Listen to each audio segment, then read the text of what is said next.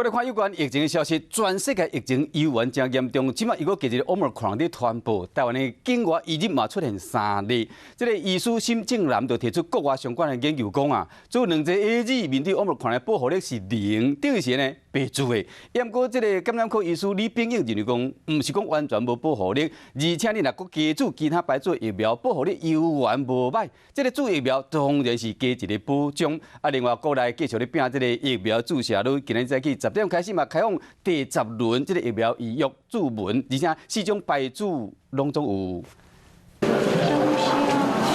第3排注 BNT 或者是莫德纳疫苗，已经注2剂，满5个月民众拢会当个注第3剂。即马对加注疫苗涵盖率0.13%，指挥中心继续拼甲民众注疫苗。今仔日下午10点开放第18期疫苗预约，提供予符合资格民众来注第1剂、第2剂 AZ、莫德纳、BNT 高端含 AZ 蓝 mRNA 疫苗，讲是疫苗开放上济全日1摆。做时间为12月16号开始注1礼拜，不过变种病毒 Omicron 可能会搁压起来。有医师讲，搁注 AZ 是无效的。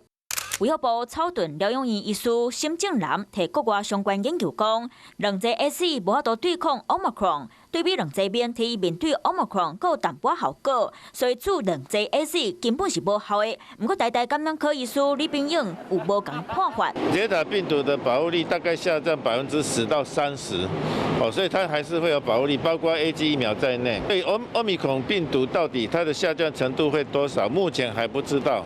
但是从那个医学的一般原则来看，它就是可能再下降个几十的一个保护效果，